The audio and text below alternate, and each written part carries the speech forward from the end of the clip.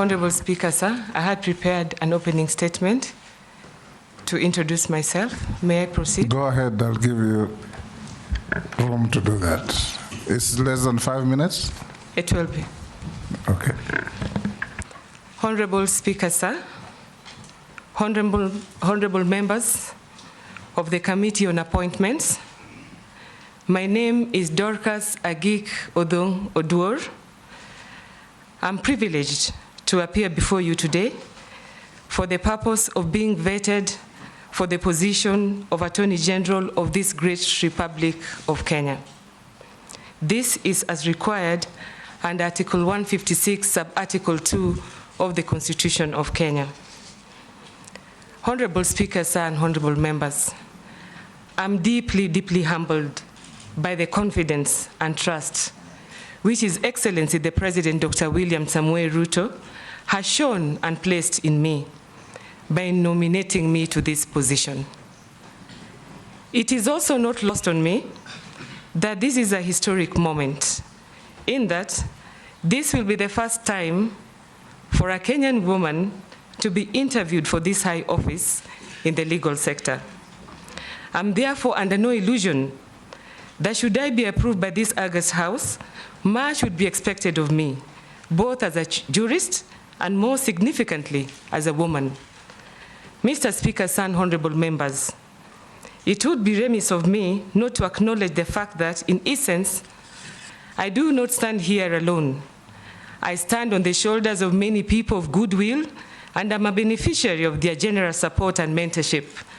Their knowledge and wisdom over the years has shaped me into the person I am today. Honorable Speaker, and members, for my secondary school education, I attended Luak Girls High School, after which I read law at the University of Nairobi. Thereafter, I gained a postgraduate diploma from the Kenya School of Law. I subsequently attended a Master's of Arts degree at my alma mater, the University of Nairobi. I have also other certificates and commendations from other relevant professional, leadership, management, and other training institutions over the years. Mr. Speaker, sir, and honorable members of this committee, all this I have set in the CV that I have submitted to you. Honorable Speaker, sir, and members, my legal career started in 1992 when I was admitted to the role of Advocate of the High Court of Kenya. I was then employed and served in the State Law Office, rising from the position of State Counsel to the position of Secretary Public Prosecutions, and that was in 2017. This was as a result of the delinking of the Office of the Director of Public Prosecutions from the Office of the Attorney General by the Constitution of Kenya 2010. I have gained extensive experience and expertise throughout that period. Not only have I been involved in many complex courtroom and high-profile cases, I've also made significant contributions in the formulation of policy and other protocols relevant to the rule of law, human rights, crime prevention, locally, regionally, and internationally. This included service in various task forces, commissions of inquiry, and similar bodies and committees. I've outlined this in the dossier I have provided to this honorable committee. Mr. Speaker, and honorable members, I'm alive to the enormity of the responsibility reposed in the office of the Attorney General of the Republic by the Constitution of Kenya. It is no mean task that the Attorney General is the principal legal advisor to the government. The Constitution also mandates the office to promote, protect, and uphold the rule of law, and to defend the public interest. While these high legal concepts are still evolving through the growing jurisprudence in our courts and elsewhere, they nonetheless require of this office a vibrant awareness of the human rights ecosystem within the legal framework.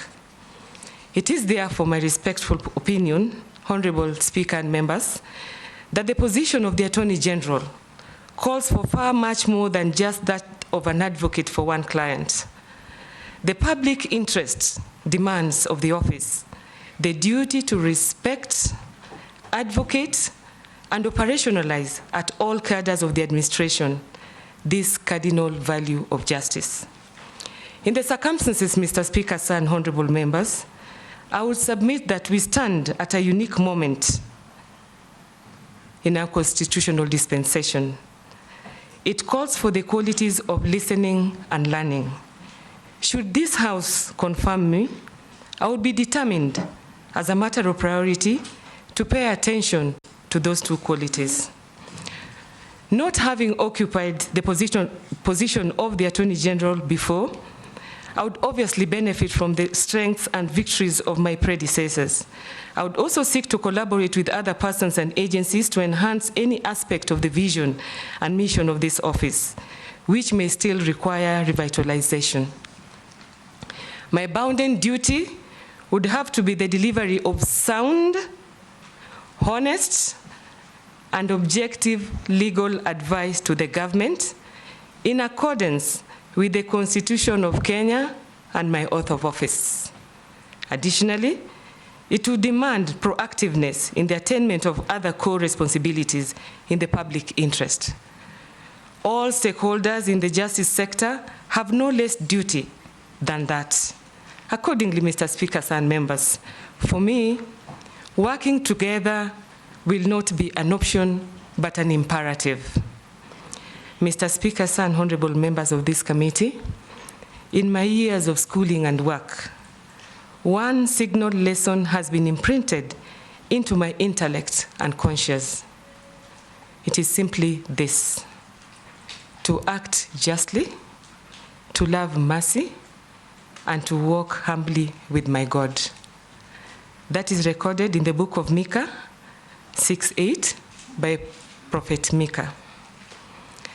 That is a statement to the fact that I should never take my abilities or capacity for granted, nor should I think low of others. Ultimately, my strength and eventual success may well depend on the counsel and industry of those around me. Honorable Speaker, sir, and members, for that reason, in my respectful view, teamwork will always be key, and I would propose to enhance the same. To that end, Mr. Speaker, sir, and honorable members, I dutifully submit myself to you to this interview. Thank you. Thank you, nominee. I'll now invite